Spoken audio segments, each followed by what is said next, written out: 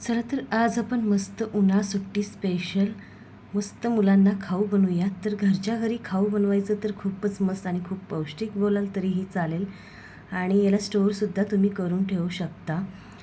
तर आपला हा आजचा एकदम पौष्टिक आहे.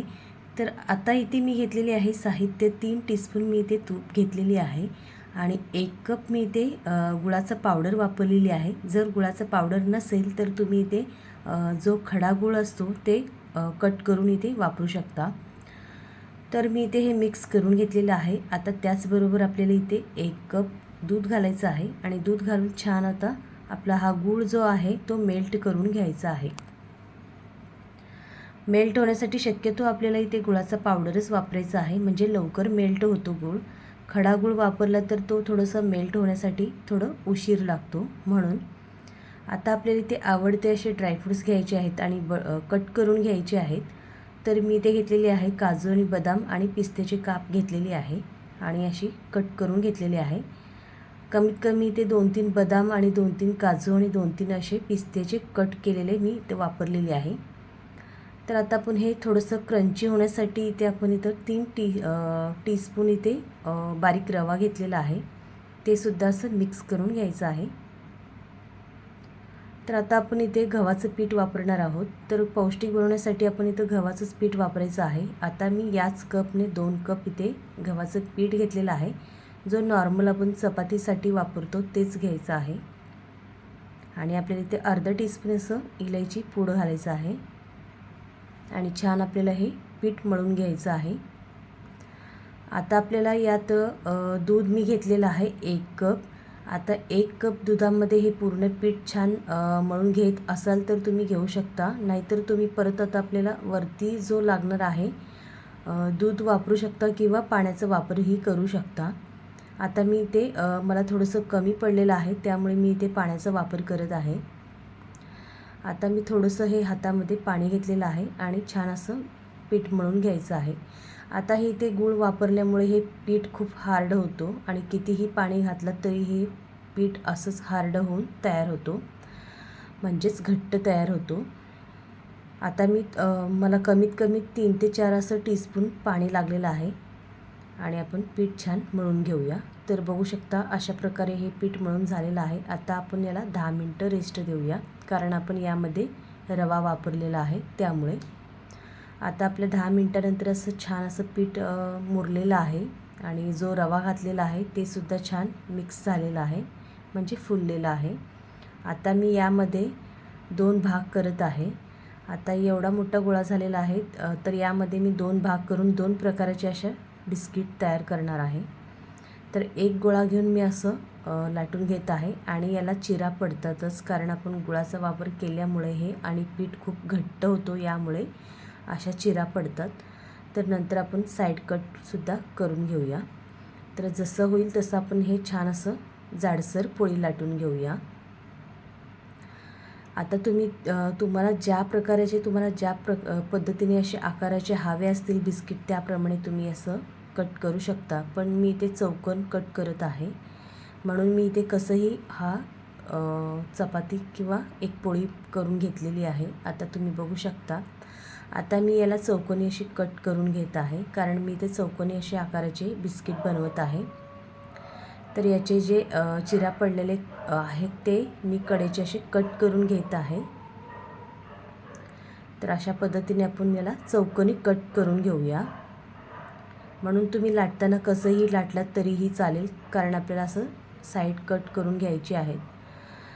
तर आता मी परत असं साईडचं कट करून घेतलेलं आहे. यामध्ये 3 असे भाग करणार आहे चौकोनी, ज्या शेपमध्ये येतील तुम्ही बघू शकता. मी चौकोनी शेपमध्ये हे कट करून घेत आहे. तर एका पोळीमध्ये मला असं 3 भाग केलेला आहे, म्हणजे आपले 9 बिस्किट तयार होतील आणि चौकोनीमध्ये.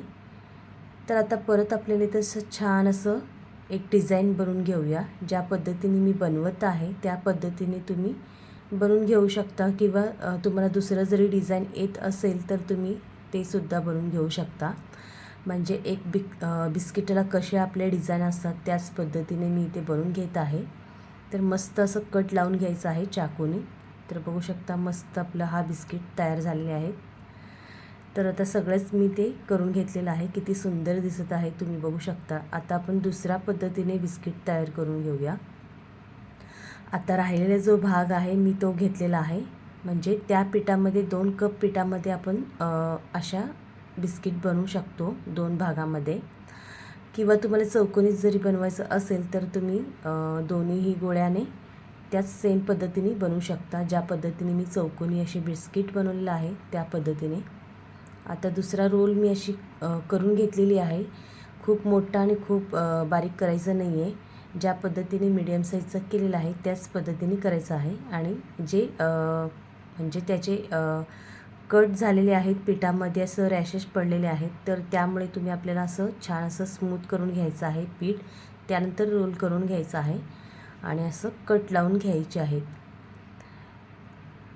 तर असं जरी आवडत नसेल तर तुम्ही गोल शेप जरी दिलात तरीही चालेल. जसं ज्या प्रकारे टोस्ट बनवतो त्याच पद्धतीने मी असे कट करून घेतलेली आहे. अशाही खूप छान दिसतात. तर दोन्ही प्रकारे आपले हे बिस्किट करून तयार झालेले आहेत. तर आपण याला डीप फ्राय करणार आहोत. तर डीप फ्राय करण्यासाठी आपल्याला इथे मंदच आचेवरती हे तळून घ्यायचे आहेत. खूप हाय किंवा मीडियम ठेवायची नाही आहे. तर तेलसुद्धा मंद आचेवरतीच गरम करून घ्यायचं आहे. आणि जोपर्यंत हे छान खालची बाजू ब्राऊन होत नाही तोपर्यंत आपल्याला इथे चम्मच किंवा स्पूनचं टच करायचं नाही आहे. नाहीतर हा खूपच तेलामध्ये गेल्यानंतर खूप सॉफ्ट होतात आणि तुटण्याची शक्यता असतो. एका बाजूने छान गोल्डन ब्राऊन झाला की आपण पलटी करून घेऊया आणि छान असं गोल्डन ब्राऊन येईपर्यंत आपण हे तळून घेऊया. म्हणून आपले हे पूर्ण प्रोसेस आपल्याला मंद आचेवरतीच करायचं आहे. गॅस अजिबात वाढवायचं नाही आहे किंवा मीडियमसुद्धा करायचं नाही आहे. तर यामध्ये तुम्ही 1 चिमूटभर किंवा अर्धा टीस्पून जरी बेकिंग सोडा वापरला तरीही चालेल. तर मी दुसरा बॅच जो दुसरा आपला बिस्किट तयार केलेला आहे ते सुद्धा छान फ्राय करून घेऊया. आणि हे सुद्धा मी मंद आचेवरतीच तळून घेतलेलं आहे. इथे मी सगळ्याच बिस्किट थोडंसं उशीर लागेल पण थोडंसं आपण मंद आचेवरतीच हा तळून घ्यायचा आहे. नाहीतर तुम्ही गॅस मीडियम किंवा हाय ठेवलं तर वरून छान कलर येईल पण आतून कच्चापणा राहील म्हणून. तर ह्यासुद्धा बिस्किट तळून झालेले आहेत. तर तुम्ही बघू शकता खूप सुंदर असं कलर आलेला आहे. तर यामध्ये तुम्ही तीळसुद्धा वापरू शकता. पण आपण आता मुलांची सुट्टीत चालू झालेले आहेत तर आपण खायला काय काय बनवून काय नाही आणि कितीही बनवलं तरी मुलं त्यांना नवीन नवीन खायला आवडतंच. तर अशामध्येच मी पौष्टिक मस्त अशा गव्हाच्या पिठाच्या बिस्किट बनवलेला आहे. तर आजचं रेसिपी तुम्हाला कशी वाटते मला नक्कीच कमेंटमध्ये सांगा. तर सगळ्याच इथे फ्राय करून झालेले आहेत. तुम्ही 1 हप्ता याला किंवा 1 आठवडा ह्याला स्टोअर करू शकता. हे स्टोअर करण्याची सुद्धा गरज नाही आहे. एका दिवसातही संपून जातील किंवा अर्ध्या दिवसातही संपून जातील. अशा पद्धतीने मस्त वरून कुरकुरीत आणि आतून खुसखुशीत झालेले आहेत. आणि तोंडात टाकताच असं विरघळून जातं हा बिस्किट. खूप कडक आणि खूप हे झालेलं नाही आहे. कुठेही क्रॅश किंवा कडक झालेलं नाही आहे. गूळ घातल्यामुळेही कुठेही कडक झालेलं नाही. खूप सॉफ्ट असे बिस्किट तयार झालेले आहेत. तर तुम्ही बघू शकता कुठेही कच्चं राहिलेलं नाही आहे. मस्त आपले बिस्किट तयार झालेले आहेत. खूप छान कुरकुरीतही झालेले आहेत आणि टेस्ट तर एवढा भन्नाट होता या बिस्किटांचं. सो नक्की ट्राय करा आणि नक्कीच मला कमेंटमध्ये सांगा. तर आजची रेसिपी तुम्हाला कशी वाटली मला नक्कीच कळवा आणि नक्कीच ट्राय करून बघा. नक्कीच तुमच्या मुलांना आवडेल. तर आवडलं तर व्हिडिओला लाईक करा, जास्तीत जास्त शेअर करा आणि नवीन असाल तर चॅनलवरती सबस्क्राईब करायला विसरू नका. पुन्हा भेटूया अशाच छान छान व्हिडिओमध्ये. तोपर्यंत मस्त बनवा आणि स्वस्त खा आणि नेहमी खातच राहा. आणि या उन्हासुट्टीमध्ये मुलांना नक्कीच ट्राय करा. तोपर्यंत बाय आणि थँक्यू फॉर वॉचिंग.